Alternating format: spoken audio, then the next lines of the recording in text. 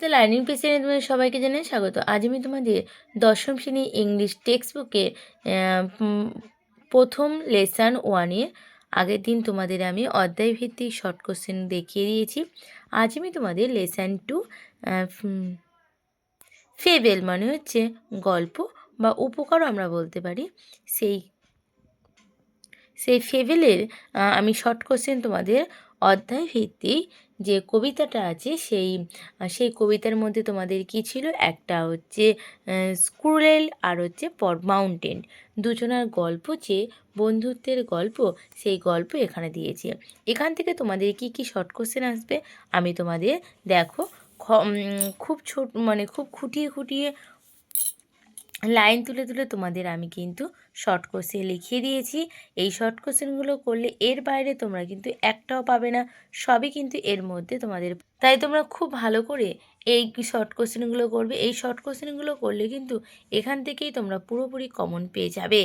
আর এই গল্পটা তোমরা আশা করি পড়েছো। যদি না পড়ে থাকো তাহলে আমার প্লে লিস্টে দেখে নেবে, এই গল্পটা কিন্তু তোমাদের আছে। আর এখান থেকে এর বাইরে তোমাদের কোনো শর্ট কোশ্চেন দেবে না, এই শর্ট কোশ্চেনই কিন্তু তোমাদের পড়তে হবে। আমি তোমাদের খুব ভালো করে দেখো লিখে দিয়েছি প্রশ্ন আর অ্যান্সার, তোমরা কিন্তু বুঝতে পারছো। এগুলো তোমাদের আমি লাইন তুলে তুলে আমি তোমাদের খুঁটিয়ে খুঁটিয়ে প্রশ্ন দিয়েছি। এই প্রশ্নগুলো খুব ভালো করে তোমরা কিন্তু মুখস্থ করবে। আর তোমরা গল্পটা পড়েছো নিশ্চয়ই, কবিতাটা, ওখানে কিন্তু তোমাদের এই দুটো যে মাউন্টেন আর স্কুরেল আছে, কাঠবিড়ালি আর পর্বতের গল্প তোমাদের বলেছে। এই গল্পটা কিন্তু খুব একটা সুন্দর গল্প। আর এছাড়াও তোমরা গল্পটা খুব ভালো করে পড়বে, দেখবে ওর বাইরে তোমাদের কিন্তু কোনো শর্ট কোশ্চেন আসবে না। তোমরা জানো যে তোমাদের কিন্তু ইংলিশে টোটাল মানে ক্লাস 10-এর তোমাদের কিন্তু MCQ আর SAQ মিলিয়ে কিন্তু 40 নাম্বার আসবে। তারপর তো তোমাদের গ্রামার আছে, রাইটিং আছে, আনসিন আছে, সিন আছে, সবই কিন্তু মিলিয়ে মিশিয়ে তোমাদের কিন্তু করতে হবে।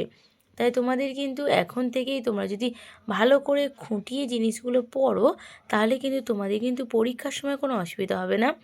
তাই এখন থেকেই তোমরা এগুলো ভালো করে নোট করে নাও আর পড়া স্টার্ট করে দাও। এগুলো তোমরা কিন্তু এর বাইরে তোমাদের একটাও পড়বে না, খুব ভালো করে তোমরা কিন্তু এগুলো মুখস্থ করবে।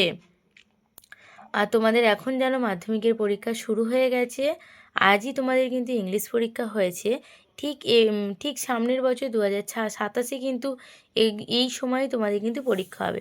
তাই এখন থেকে তোমরা কিন্তু প্রথম থেকেই ভালো করে পড়া স্টার্ট করো, তাহলে তোমাদের কিন্তু অনেকটাই সুবিধা হবে সব কিছু আয়ত্ত করতে। আর পরীক্ষাটা খুব ভালো করে দেওয়া হয়। তোমাদের বছরের শুরুতে আমি তোমাদের কিন্তু শর্ট কোশ্চেনগুলো আলাদা করে দিয়ে দিয়েছি, তোমরা কিন্তু দেখে নেবে। আর যদি তোমাদের ভিডিওটা ভালো লেগে থাকে একটা